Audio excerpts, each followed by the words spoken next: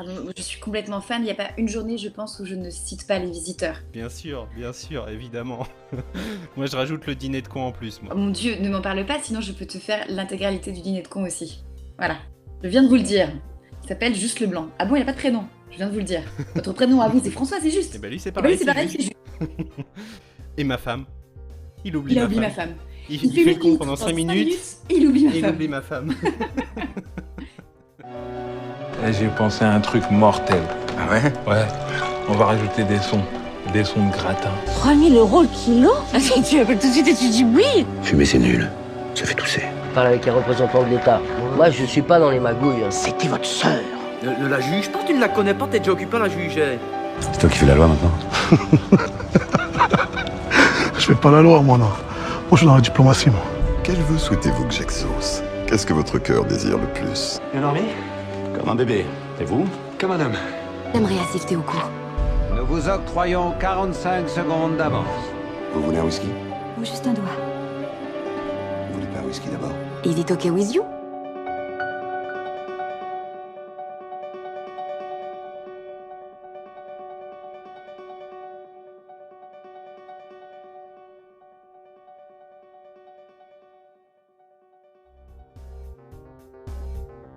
Scénariste et réalisatrice, l'instant pur cinéma a l'immense joie, l'honneur et le privilège de recevoir pour sa 17e entrevue Mélanie Offrette.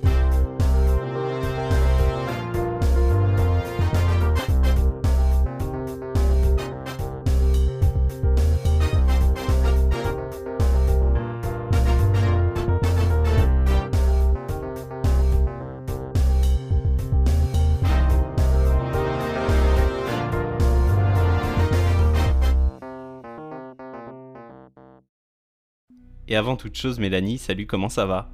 Ça va super. Je suis très contente d'être avec vous aujourd'hui. Alors, j'y viens de suite, j'ai une surprise pour toi. Est-ce que tu peux, avant tout, t'assurer que tu as bien accès à ta boîte mail et me le confirmer? Ok, ouais, j'ai bien accès à ma boîte mail. J'adore les surprises. Super, et bien quand je te le dirai, tu recevras un mail. Ce mail est complètement vide de contenu, mis à part une pièce jointe, plus exactement deux. Elles sont strictement identiques, rien ne diffère l'une de l'autre. Le seul détail qui change, c'est le format pour que moi je sois sûr que tu puisses le lire de ton côté. C'est un message que j'ai recueilli et qui t'est adressé. Moi je te laisse avec ça et on va pouvoir commencer. Place à la partie 1, c'est l'heure de l'instant rencontre. Il est bizarre, ce sol. Il est pas palpable. C'est par où? Bonjour.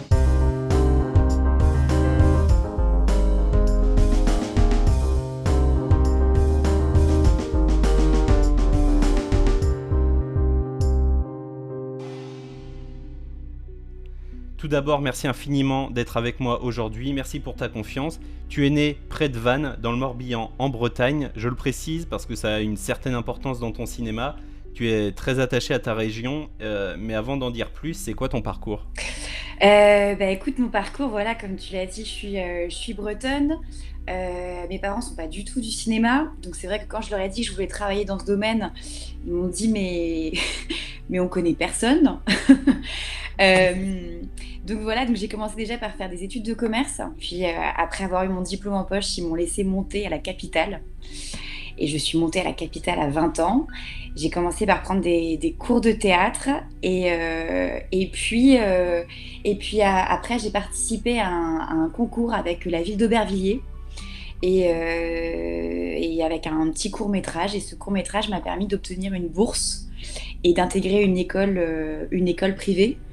Et puis en parallèle, j'étais aussi à la fac et j'étais un petit peu, j'ai envie de dire, ouais, voilà, à rendre service à tous les copains. Donc je sais pas s'il y a des jeunes en fac qui m'écoutent, mais dites oui toujours au plan des fois qui peuvent paraître un peu foireux, pardon pour l'expression, où on se retrouve un dimanche matin à 6h sur le parking de Nanterre. Pour tous les courts-métrages, je l'ai fait. Voilà, c'est comme ça qu'on apprend, qu'on rencontre des personnes merveilleuses. Et puis en fait, c'est en fabriquant, en essayant de faire des choses. Et voilà, et moi, ça a été un copain, Zach, à qui j'avais rendu voilà, plusieurs services, qui m'a appelé pour être coach pour enfants pour un film de Patrice Lecomte. Et c'est comme ça que j'ai débuté en tant que technicienne. Pour avoir ce stage, il fallait avoir une voiture. Et donc j'ai appelé ma grand-mère en lui demandant mamie, t'as besoin de ta voiture? Elle m'a dit non, donc j'ai sauté dans un covoiturage. Et le lundi, j'avais une voiture direction Rennes, et c'est comme ça que j'ai eu mon premier stage. Et puis voilà, ça a été vraiment le premier. J'ai mis un peu le pied à l'étrier, et quand j'ai mis un pied sur un plateau de tournage, ça a été terrible parce que je me suis dit, mon Dieu, ma pauvre, tu vas plus jamais pouvoir le retirer, tellement que je suis tombée en amour pour les plateaux, pour toutes ces personnes où j'ai compris qu'est-ce que c'était qu'un générique de film, pourquoi les génériques étaient si longs, et toutes les personnes que demandait pour la création d'un film en fait. Et j'ai commencé comme régisseuse, j'ai travaillé aussi à la mise en scène. J'ai fait plein de petits boulots, et puis ensuite j'ai eu la chance d'être repérée avec un court-métrage qui s'appelle Sois heureuse ma poule, et qui m'a permis de faire Roxane. Trop bien. Et donc tes parents t'ont soutenu dès le départ dans ton projet? Oula, non. Non, ouais, c'était un peu plus compliqué que ça, ouais. Ouais, il a quand même fallu que je fasse un petit peu mes preuves. Ouais. Mais c'est très bien, et je les remercie de m'avoir encouragée, de m'avoir dit, écoute, t'es trop jeune pour monter à Paris à 18 ans, tu vas d'abord passer tu vas avoir un diplôme, il faut que tu aies un diplôme en poche, un bac plus 2, et après tu pourras faire un petit peu plus ce que tu veux. Mais je les remercie beaucoup parce que grâce à ça, j'ai rencontré toutes des amies complètement incroyables. Et puis c'est vrai que quand on arrive à 20 ans, on n'est pas la même personne qu'à 18 ans. Complètement, ouais. Et c'est ça que je trouve beau aussi, moi, c'est que tes parents t'ont pas complètement freiné dans ce que tu voulais faire, mais ils t'ont dit, voilà, nous on veut bien que tu fasses ça, enfin j'imagine, mais par contre, il te faut quand même un petit bagage, il te faut une sécurité pour que tu puisses rebondir si jamais ça va pas. Et je trouve ça bien, voilà, cette ouverture d'esprit d'un milieu qu'ils connaissent pas du tout, mais qui te laisse quand même la possibilité de pouvoir faire ce que tu veux. Ouais, exactement. Et puis au fond, je pense que ça m'a vraiment servi aussi, cette IUT sur. Ça, j'ai appris plein de choses. J'ai aussi voyagé, j'ai vécu en Espagne, et c'est vrai qu'en arrivant à 20 ans, j'étais prête, j'allais dire, pour démarrer cette vie parisienne. Ouais, complètement. Et donc tu es la cinéaste derrière plusieurs courts-métrages, dont Sois heureuse ma poule, puis deux longs-métrages. En 2019, Roxane avec Guillaume de Tonquédec et Léa Drucker, qui a au box-office un peu plus de 300 000 entrées. Et puis en 2023, Les Petites Victoires avec Michel Blanc et Julia Piaton, avec un box-office de 925 000 entrées, proche du million. Le film a eu une tenue exceptionnelle, le bouche à oreille a été assez fou sur le film. Moi j'ai pu m'en rendre compte. Et tu n'y es pas pour rien d'ailleurs, hein, parce que tu avais fait une tournée notamment de cinéma itinérant pour subvenir aux besoins de nombreux déserts culturels, et ça on y reviendra, mais en tout cas c'est fort et bravo à toi. Et comment tu te sens après ton premier long? Moi de mon échelle, 300 000 entrées c'est énorme pour un premier long, surtout que voilà, tu es repéré en plus par le festival de l'Alpe d'Huez. Mais comment tu la vis cette sortie, et plus largement comment tu vis cette première expérience de long? Cette première expérience, elle était assez dingue parce que au moment où j'ai reçu ce coup de fil de mes producteurs me disant voilà, on est tombé sur ton court-métrage qui s'appelle Sois heureuse ma poule, est-ce que tu aurais une idée pour l'adapter en long-métrage? Moi sur le coup j'ai cru que c'était une blague. Je venais de finir un tournage où j'étais stagiaire mise en scène, je travaillais comme une folle, je m'occupais d'apporter des cafés, je m'occupais de gérer le temps des comédiens. Donc là qu'on m'appelle pour me demander si j'avais une idée pour écrire un long, j'étais mais c'est pas possible, c'est pas moi, c'est pas pour moi ce coup de fil. Et puis donc du coup on m'a dit voilà, est-ce que tu as une idée? Et je sais pas ce qui m'a pris, j'ai dit ah oui, évidemment que j'ai une idée. Et entre nous, j'avais évidemment aucune idée. Voilà, donc j'ai vraiment complètement menti. Et j'avais normalement mon rendez-vous qui était fixé le 22 janvier, je me souviens très bien, 2017. Et j'ai menti disant que j'étais appelée sur plein d'autres projets, alors que c'était juste pas du tout, c'est juste que j'avais pas trouvé l'histoire à raconter. Donc vraiment la cata. Et puis en plus c'était quoi? Donc c'était pas une petite entreprise, pas une petite production. Ils avaient fait Intouchable, tous les films d'Éric et Olivier. Donc je suis arrivée avec cette petite histoire que j'ai racontée, qui était l'histoire de Roxane. Je suis retournée passer une semaine en Bretagne avec des agriculteurs avec qui j'ai voulu passer du temps, parce que je me suis dit c'est là-bas que je vais trouver mon histoire en fait. Et il y a eu un agriculteur un matin qui m'a dit viens à la traite à 6h, on sera que tous les deux, et je vais te révéler un secret que j'ai jamais dit à personne. Et ce monsieur, du coup, m'a avoué qu'il avait une passion pour la poésie et les grands textes et pour Cyrano de Bergerac. Et qu'il en récitait tous les matins à ses vaches. Trop bien. Ouais, c'était fou. Et il m'a dit, voilà, parce que je sens qu'elles adorent ça, que ça les rend heureuses. Moi, ça me rend heureux. Et elles en redemandent. Et puis avec elles, il n'y a pas de jugement. C'est trop bien, c'est génial. La probabilité quand même de tomber sur un agriculteur qui fait ça, je pense que c'est quand même assez rare. Ouais, et puis ce qui a été drôle, c'est que le jour où sa femme a vu le film, elle s'est retournée vers lui et elle lui a dit, bah, dis donc, tu te rends compte, un agriculteur qui récite du Cyrano de Bergerac à ses bêtes, il n'y a qu'au cinéma qu'on voit ça. Et j'ai adoré parce qu'on s'est échangé un regard et que c'est un secret qui est quand c'est entre nous et ça nous appartient. Et il m'a fait un petit clin d'œil et c'était divin parce qu'il n'y a que moi qui l'ai repéré ce clin d'œil et je l'embrasse d'ailleurs cet agriculteur. Trop bien, bah, écoute, on l'embrasse s'il a l'occasion de passer par là. Donc un film plutôt engagé pour les producteurs, pour les agriculteurs qui encore aujourd'hui triment et font face à toujours plus d'indifférence de la part des distributeurs et même des politiques parfois. C'est quelque chose qu'il faut souligner, qu'il est important de rappeler et c'est j'imagine une cause qui te tient aussi à cœur. Ah, évidemment, aussi en tant que petite fille d'agriculteur, aussi en tant que cousine, j'ai un cousin qui a repris aussi une exploitation. Et c'est des sujets qui me parlent, c'est sans agriculture et en France aujourd'hui on ne fait rien, ça fait partie de notre patrimoine, ça fait partie de notre histoire et que c'est des sujets qui moi me bouleversent parce que c'est des gens qui le font avec passion et que c'est terrible parce que cette passion elle se fatigue avec le temps et que je trouve en tout cas qu'on doit les mettre en lumière parce que ça fait partie de pour moi des personnes inspirantes en fait. Eh bien écoute, on va pouvoir avancer à la seconde partie, c'est l'heure de la partie 2, c'est l'heure de l'instant réminiscent. Le roi répudie la reine, la vieille épouse le perroquet, César devient roi. Je l'épouse et me voilà reine.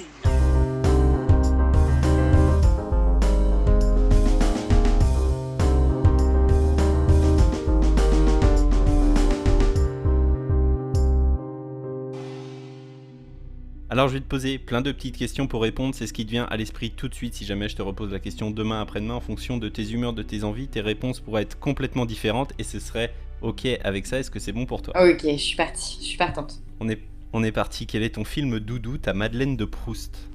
Hook. Ok, trop bien, j'adore. Est-ce que t'as déjà eu un crush dans un film? Complètement.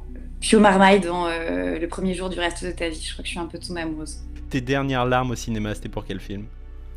Une vie. Oh oui, avec Anthony Hopkins. Ouais, et en fait j'avais vu moi un reportage sur ce monsieur et sur la séquence, la vraie séquence où il découvre en fait qu'il est entouré de tous ses enfants qu'il a sauvés et rien qu'à d'y penser, j'en ai encore des petites choses dans la gorge. Ouais, bah moi aussi. Je t'avoue que là t'es en train d'en reparler, j'ai les images qui me reviennent, etc. de tout le monde qui se lève, etc. J'invite presque à ce que les gens voient la séquence, mais la vraie séquence. Limite, j'étais presque un petit peu frustrée à la fin au moment du générique qu'on n'ait pas accès aux vraies images. Anthony Hopkins est formidable dedans, mais c'est vrai que j'avais encore le visage de ce monsieur et de ce reportage, je crois que c'était sur Arte que je l'avais vu et ça m'avait chamboulé. Ton dernier film vu au cinéma? Pas de vague. Ok, ouais, super, avec François Civil, c'était bien? Ouais, j'ai beaucoup aimé. Et puis c'est pareil, ça c'est des sujets, l'éducation nationale, je suis fille d'enseignante, ma mère était prof de français et d'histoire géo, pour moi c'est pareil, ça fait partie de ces héros du quotidien. Si un jour je fais un film sur les profs, faudra pas être surpris parce que je pense qu'il viendra et qu'aujourd'hui je suis d'ailleurs très militante et je fais plusieurs ateliers pour essayer d'intervenir dans des collèges et des lycées parce que je trouve que le corps enseignant doit absolument sentir qu'il est soutenu par la culture et je crois qu'on a tout un travail à faire là-dessus et voilà, pas de vague m'a glacée et j'en suis ressortie, j'étais pas indemne. Ouais, ça m'étonne pas. Une bande originale que tu aimes particulièrement? La vie est belle. Oh oui. Le film de Roberto Benigni. Ouais. Je sais pas pourquoi c'est celle qui m'est venue comme ça d'un coup. Ouais, bah de toute façon le film est magnifique et la BO l'est tout aussi. Oh là là, incroyable ce film. Scénaristiquement parlant, il est parfait. Ouais, complètement. Tu sais que moi c'est mes toutes premières larmes devant un film, celui-là. J'étais en CM2, on nous a projeté le film en classe, tu vois, en cours. Et genre c'est vraiment le premier film qui m'a surpris, où je me suis laissé surprendre à lâcher une larme, à verser une larme à la fin du film, quoi. Ah ouais, et ah si, attends, quand tu me parles de film, je l'ai revu l'autre fois, il est terrible, il fait partie aussi des petites gourmandises, c'est Philadelphia. Pareil, je pense que mais je pleure devant, mais comme une fontaine, et avec cette BO à la fin de Bruce Springsteen, qui, voilà, pour moi c'est un moment de grâce, quoi, aussi. Hein. Ouais. Ton souvenir le plus lointain de cinéma? Titanic. Ah, James Cameron. Titanic, histoire très drôle. D'ailleurs, c'est Titanic, il est resté, je crois, 6 mois à l'affiche ou 5 mois. Et donc à l'époque, donc moi je suis née en 91, donc j'avais 6 ans, voilà. Il est sorti en février en France. Et ma sœur a eu le droit d'aller le voir. Et moi j'étais amoureuse évidemment de Leonardo DiCaprio sans avoir vu aucun film de lui, mais j'étais quand même amoureuse de lui. Je pense avoir harcelé mes parents pendant 4 mois en leur demandant de m'emmener, et ils m'ont dit mais non, mais t'es trop petite, tu vas pas tenir 3 heures devant un film à 7 ans. Et je leur disais si, je vous promets, je vais être vraiment super sage. Et le matin de mes 7 ans, le 23 mai 97, j'avais une place de cinéma qui m'attendait contre ma tasse de chocolat chaud. Trop chou. Trop bien. Voilà. Et je n'ai pas bougé une oreille et je n'ai posé aucune question ni à ma sœur ni à mes parents. Apparemment, j'ai juste été captivée par ce qui se passait. J'adore l'anecdote. Ton dimanche soir parfait, c'est quoi? Tu sais, le dernier soir avant de retourner au boulot, il fait un peu froid. Mon dimanche soir parfait. Déjà, là, en ce moment, moi, je suis plus film que série. Parce que ce que j'adore avec un film, c'est qu'il y a un début, un milieu, une fin. Et je trouve qu'aujourd'hui, on est quand même addict sur plein de choses. J'ai pas envie d'être addict en plus d'avoir cette addiction pour les séries, parce que à chaque fois, on a envie, on en redemande, et c'est le process aussi d'écriture qui fait ça. Hein. C'est ça, et ça s'arrête jamais. Et ça s'arrête jamais. Et non, ce qui est terrible, c'est le dimanche en général, ils diffusent toujours des bons petits films. Et les films on sait très bien que si on s'arrête dessus, on est obligé de le revoir en entier. Dimanche dernier, il y avait 4 mariages en enterrement. Ouais. Je le connais par cœur. Il passe, je suis obligée de le regarder avec Hugh Grant, tant que tu n'as pas oublié les alliances. Les alliances. Et il a oublié évidemment les alliances. Et moi, ça y est, je tombe sur cette séquence et je suis foutue. Je reste devant. Voilà. La dernière, celle-là tu n'y échapperas pas, personne n'y échappe, ton plat préféré. Ah, mon plat préféré! Je suis tellement une énorme gourmande que j'aime tellement de choses. Là, je sais pas pourquoi, j'ai une envie de pâte carbonara. Mais attention, attends, je vais encore dire pire, je suis une fan de la galette saucisse, moutarde, oignon. Ok. Moutarde, oignon, fromage. Et la saucisse, pas trop grasse et bien cuite. Ok, technique, précise, on aime tout ce qu'on aime. Là, tu me donnes une galette saucisse, je suis la nana la plus heureuse du monde. Avec beaucoup d'oignons, beaucoup de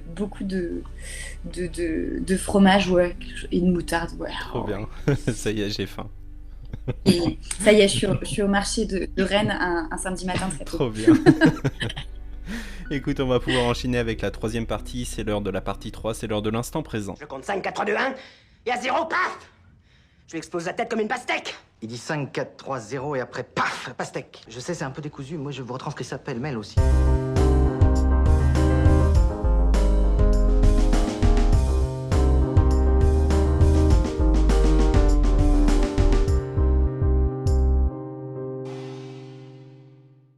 On va pouvoir revenir sur ton dernier film à date, Les Petites Victoires, la désertification des campagnes, l'illettrisme, de gros sujets, des sujets forts. C'est quoi la genèse du projet? Alors, l'histoire de ce projet, ça a été assez incroyable parce que, voilà, il y a eu Roxane qui s'est passée. C'est tout bête, mais j'étais quand même assez jeune après Roxane, même si je vous dis pas que je suis très vieille aujourd'hui, mais voilà, j'avais pas le même âge. Et je suis sortie de là un peu chamboulée parce que je savais pas qu'est-ce que j'allais raconter après. Je me suis dit, oh là là, mais est-ce que je vais avoir la chance de faire un autre film? Bon, finalement, cette question, elle vous quitte jamais. Elle est toujours présente, mais voilà, j'avais présenté un premier projet à mes producteurs. J'avais travaillé dessus pendant plusieurs semaines et ils m'ont dit non. Et puis est venu le thème de la désertification. Et moi, je suis tombée sur un article de journal, parce que j'adore lire les articles des petits journaux régionaux. Et il y a toujours des pépites, la punchline, elle est toujours tellement bien trouvée. Franchement, c'est du pain béni pour un scénariste. C'est ça, la PQR, la Ouais. presse quotidienne régionale. La presse quotidienne, exactement, genre la Gazette de Pontivy ou la Charentoise, je sais plus comment c'est. Bref.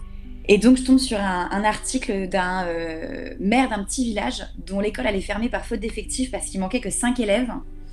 Et on sait très bien que dans les petits villages, les écoles, c'est l'âme. Et donc, du coup, jour de la rentrée, ces 5 élèves manquants étaient présents et c'était des moutons. Et évidemment, voilà, et donc son école a été sauvée et j'ai raconté cette histoire à mes producteurs et je leur ai dit, mais si nous, dans notre histoire, au lieu que ça soit des moutons, et si c'était une vieille personne qui retournait apprendre à lire et écrire auprès des enfants du village. Et là, mes producteurs m'ont dit, écoute, tu tiens un truc, va bosser. Et donc voilà, à partir de ce moment-là, il y a 2 thèmes en fait qui en ressortent, qui est le rôle des maires dans les petites communes et l'illettrisme. Et à cette étape-là, j'entame un travail que j'adore, qui est un vrai travail de journaliste en fait, où je vais aller sur le terrain, essayer de comprendre qu'est-ce que c'est que d'être maire d'un petit village aujourd'hui en France. Donc je vais me balader vraiment un petit peu sur tout le territoire. Et puis aussi, je vais aller rencontrer ces personnes qui retournent apprendre à lire et écrire à l'âge adulte. Et c'est des parcours de vie qui sont complètement passionnants et inspirants. Complètement, ouais. Et justement, ça t'a pris combien de temps tout ce cheminement du début où t'as pensé, où t'as lu cet article et jusqu'à la sortie du film? Déjà, donc tout ce travail de terrain, je le fais. Et après, moi, je travaille vraiment avec je l'appelle ma moitié d'écriture, qui s'appelle Michael Souhaité. Voilà, donc moi je fais tout ce travail de terrain. Après, on met tout. Je partage tout ce que j'ai vécu, les photos, parce que je prends aussi beaucoup de photos pendant ce travail-là. Et on écrit vraiment tout ensemble. Et Les Petites Victoires, ça a été un film qui a été assez compliqué à raconter, parce qu'il y a eu une étape où en fait on s'est trompé d'enjeu du film. L'enjeu du film pendant longtemps, ça a été de sauver l'école. Et on a fait intervenir un super docteur scénario. Je l'appelle le Dr House du scénario. Je le nomme Romain Campin. Voilà, et mon co-auteur Michael Souhaité. Et Romain, il est arrivé, il a analysé, il a fait passer presque des examens à notre scénario. Mais c'est fou, hein, c'est des métiers complètement fascinants. Et il nous a dit, voilà, en fait, vous êtes trompés d'enjeu. L'enjeu du film, c'est pas de sauver l'école. L'enjeu, c'est un enjeu humain. C'est la rencontre entre Alice et Émile qui fait que l'histoire va avoir lieu. C'est ce qu'on appelle un buddy movie. C'est les films à duo et à binôme. Il y a Intouchable qui le fait très bien, la rencontre entre François Cluzet et Omar Sy. Il y a Le Dîner de cons. Et en fait, c'est la rencontre entre ces 2 personnages qui fait que l'histoire va avoir lieu et que tout leur environnement et toutes les personnes qui gravitent autour d'eux vont eux aussi avoir une évolution, mais ça va être voilà, une histoire de rencontre. Et ces 2 personnages vont se tirer vers le haut et vont apprendre mutuellement. C'est fou ce que tu me racontes là, tous les métiers, tous les corps de métier qui peuvent intervenir sur, tu vois, ne serait-ce que le scénario, quoi, toutes les personnes qui sont impliquées, toutes les personnes qui viennent, voilà, pour t'aider, pour t'épauler, etc. C'est fascinant. Oui, et là-dessus, j'insiste aussi pour les mettre en lumière parce que évidemment qu'il y a le nom du réalisateur et des comédiens, mais finalement, j'ai envie de dire, pour moi, un film, c'est un concentré d'âme. Un film, c'est des personnes qui sont tellement talentueuses et qui mettent tout leur talent au profit d'une idée, d'une histoire, et c'est ça que je trouve passionnant. En fait, un film tout seul, tu fais rien. Tu peux écrire ton scénario, tu peux essayer de le tourner, mais t'arriveras à rien parce qu'il va forcément te manquer un chef-off, il va te manquer des assistants, il va te manquer énormément de monde sur le tournage, et c'est beau de le mettre en lumière, et c'est aussi ce que j'essaye de faire par ces interviews, par toutes ces entrevues. Ça fait un peu plus d'1 an que je m'y attelle, et je suis super content de découvrir tous ces métiers de l'ombre. Oui, et c'est super, et c'est très bien de les mettre en lumière, parce que c'est vrai que moi, voilà, en tant que quand j'étais voilà, cette jeune bretonne, je savais pas tous les métiers qu'il existait dans le milieu du cinéma, et il y en a tellement qui sont fascinants, quoi. Ouais, complètement. Ton film est sélectionné à l'Alpe d'Huez, tu reçois le prix du public, mais aussi le prix spécial du jury. Une consécration, j'imagine, une immense joie. Oh bah oui. Non, moment assez fou, moment assez lunaire. J'ai eu l'impression, en plus, j'ai vraiment ce sentiment d'être née professionnellement dans ce festival. Parce que Sois heureuse ma poule est partie là-bas, Roxane aussi y a été. Voilà, après on repart, il y a les petites victoires. Enfin, j'ai un amour mais énorme pour ce festival. Et comme je leur ai dit, si une année ils ont besoin de bénévoles, mais je signe en fait. Je ferai tout pour ce festival. On l'a dit tout à l'heure, près du 1 million d'entrées, une sacrée marche avec ton premier film. Comment tu vis le succès, ce succès commercial mais aussi critique, autant côté presse que spectateur, c'est très beau. Écoute, ce qui est très drôle, c'est que tu repars quand même complètement à zéro. Hein. Donc, pour ma part, je pense être je suis plutôt angoissée dans la vie. et donc finalement, quand le film marchait, c'était génial, mais c'était 3 ans de boulot complètement intense. Et moi, j'ai toujours ce sentiment que je vais repartir de zéro et que voilà, écoute, en fait, ce que je me suis dit, c'est que je me suis dit, écoute, c'est très cool, t'as la chance d'avoir vécu un succès, c'est formidable. Peut-être qu'il n'y aura pas d'autres films derrière, peut-être que tu n'auras pas d'autres idées, d'autres choses à raconter, peut-être que tu vas retourner faire de la régie, peut-être que tu vas retourner faire de la mise en scène. À chaque fois, je repars en me disant que je sais pas ce qu'il va y avoir derrière. Ouais, rien n'est acquis. Oh là là, non. Mais en fait, ce que j'ai surtout aimé, je crois que c'est tous les messages qu'on a reçus, que j'ai reçus des gens où, comme tu dis, les gens se sont appropriés le film et ça a dépassé tout ce qu'on avait imaginé et c'est ça qui a été incroyable. Ouais, complètement. Moi, pour la petite histoire, mon ciné, elle l'a pas passé en première semaine de sortie, justement. Et en fait, c'est via le bouche à oreille qu'ils l'ont programmé peut-être en 2e ou 3e semaine. Et moi, je suis allé le voir qu'en 4e semaine, tu vois. Et la salle était blindée, genre toujours blindée, alors qu'on était en, je sais plus, ça devait être un lundi après-midi, tu sais, en plein après-midi à 15h30. Et la salle était blindée. Je me suis dit, mais attends, le film est sorti depuis 4 semaines, le bouche à oreille est fou. Et j'en entendais parler des gens, voilà, notamment Débris Film, qui est un podcast qui analyse en fait les scores des entrées, etc., qui parle des films et où ils avaient noté justement ce rebond, ce regain de vitalité de ton film semaine après semaine et c'était assez bluffant et assez fou à voir en salle, quoi. Ah bah merci, c'est chouette. Ça fait toujours plaisir d'entendre ça. Bah ouais, non mais carrément, moi je te le dis, quand ton film est sorti, j'ai eu un coup de cœur, j'ai vraiment énormément apprécié, j'ai été très touché par ton film, et que ce soit voilà, par le sujet, par les personnages, j'en ai même fait un podcast à l'époque de sa sortie, c'était un petit podcast voilà, de 4 minutes, juste pour justement surfer sur cette vague et essayer de propulser le film du mieux que je pouvais, tu vois, pour en faire ma petite pub, parce que j'ai vraiment trouvé le film vraiment top, et voilà, moi je trouve les musiques en plus super belles et ça colle parfaitement dans ton film. Les musiques, je les écoute encore aujourd'hui, elles sont toujours dans mon téléphone. Oh, c'est adorable. Là, je félicite encore mon incroyable compositeur Julien Glaps, que j'embrasse très fort, et qui est pareil, c'est un virtuose, ce monsieur. Il est un peu perfectionniste et va chercher des détails un peu comme moi, où en général on se dit mais je vois pas pourquoi t'as été aussi loin. Moi, je suis une tarée des détails, je pense que je pourrais vous analyser chaque plan des petites victoires et il y a toujours une petite anecdote derrière une tasse de thé, derrière un gilet, derrière une voiture, derrière qu'est-ce qu'il y a une voiture. Et Julien, et voilà par exemple, il va vraiment essayer de comprendre le personnage pour écrire la musique, pour composer la musique. Et par exemple, pour le personnage de Alice, j'allais dire Mélie parce que c'est mon nouveau personnage, mais non, pardon, Alice, Dani, Alice, et qui voilà, c'est quelqu'un qui n'a pas coupé le cordon avec toute son enfance, et il s'est dit, ça l'a amené à penser à la boîte à musique qu'on a quand on est enfant.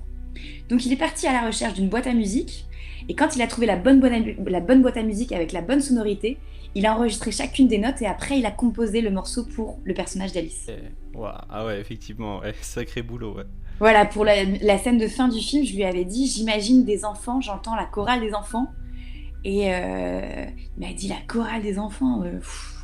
Je dis bah oui, tout le monde est là pour la soutenir, pour ce départ, et c'est touchant, c'est beau, et même les enfants sont là pour chanter pour elle. Et il m'a appelé un matin, je me souviens, il m'a dit là ça y est, je vais devenir fou, j'ai entendu ta chanson, j'ai la mélodie, elle m'a occupée toute la nuit, j'ai couru au studio tout de suite pour la mettre sur papier, tellement qu'elle me prenait la tête en fait. Et c'est ses filles qui chantent, donc j'embrasse aussi ces petites filles. Trop bien, trop chou. Eh bien écoute, on va pouvoir avancer à la 4e partie. C'est l'heure de l'instant jeu. C'est la piquette, Jack. Tu sais pas jouer, Jack. T'es mauvais.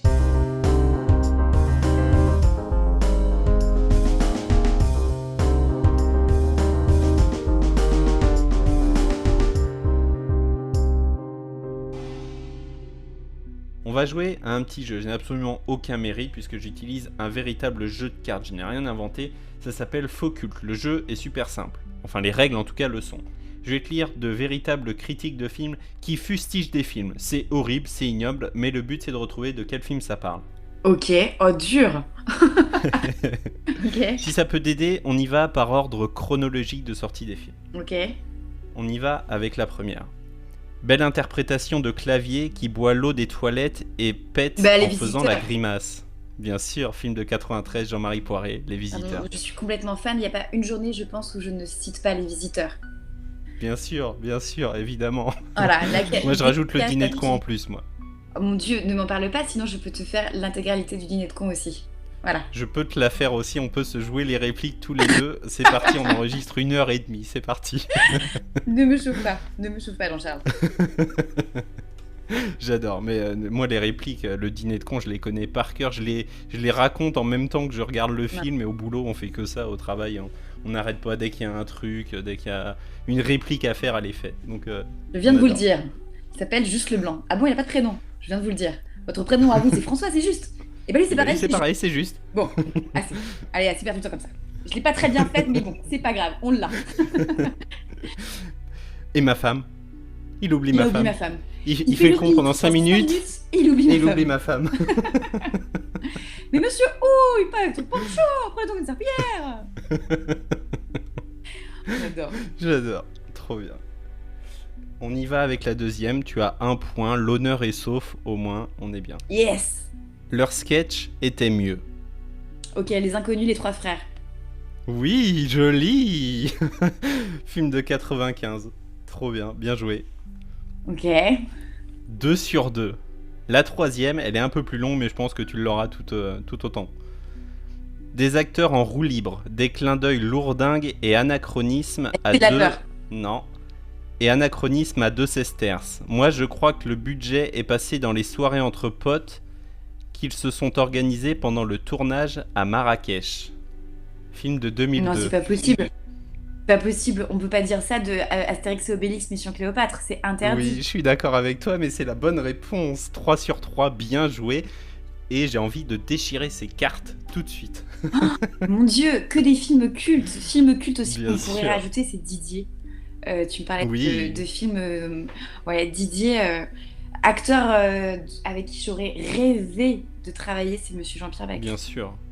Bien sûr, on a... Voilà, il est passé le temps, on peut pas s'arrêter, on est obligé de regarder en entier Didier. Ben ouais, non mais complètement, et une forte pensée à Jean-Pierre Bacri bien sûr, et notamment moi dans un de ses films qui m'a énormément touché, c'est Le Sens de la Fête, l'un de ses tout derniers rôles, mais qui est incroyable et qui est trop drôle en plus de ça. Et ben écoute, 3 sur 3, bien joué à toi. Écoute, il est déjà l'heure de se quitter, on va passer à l'ultime partie, la partie 5, c'est l'heure de l'instant remerciement. Merci. Non, dites. Merci. Faut écouter.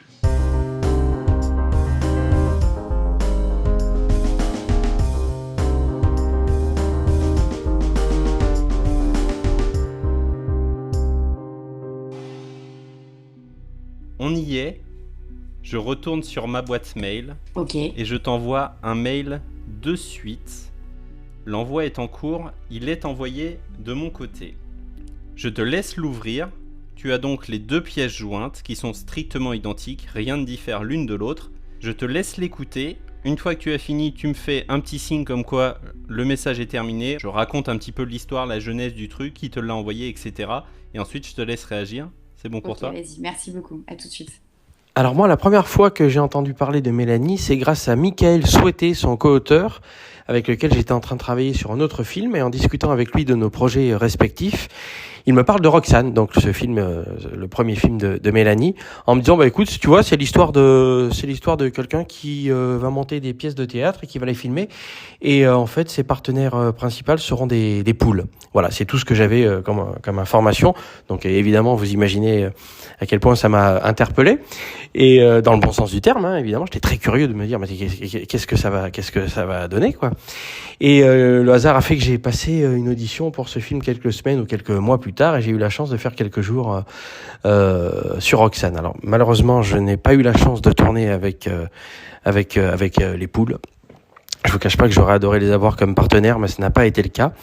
Et sinon, ce que je peux vous dire, en dehors du fait que l'ambiance sur le tournage était incroyablement chaleureuse, studieuse et joyeuse, le souvenir que j'ai, c'est l'audition que j'avais passée avec Mélanie, où on était parti en impro pendant 20 bonnes minutes, et ce qui est énorme, et c'était absolument jouissif à faire. Voilà. Donc je n'ai que des belles choses à dire sur Mélanie. Je ne suis pas le seul évidemment, mais en tout cas je confirme tout ce qui est dit de très positif sur elle, et je suppose que comme moi vous avez vu Les Petites Victoires, qui est également un petit bijou. Donc pour l'instant on est à 2 petits bijoux de la part de Mélanie, et on peut donc la féliciter pour ça. Je l'embrasse bien fort, et à très bientôt. Oh Loïc Legendre. Oui, bien sûr, c'était un message donc de Loïc Legendre qui, comme il le dit dans son message, était sur ton film Roxane, ton premier long. Et pour nos auditeurs qui ne verraient pas de qui il s'agit, il a également incarné le père de l'élève du Cobu dans la pentalogie, c'est les 5 films du Cobu. Voilà, il a joué le papa du Cobu, et donc il a tenu à te laisser ce petit message. Oh Loïc, je l'adore. Et il est en ce moment au théâtre dans Berlin. Et il est incroyable dedans.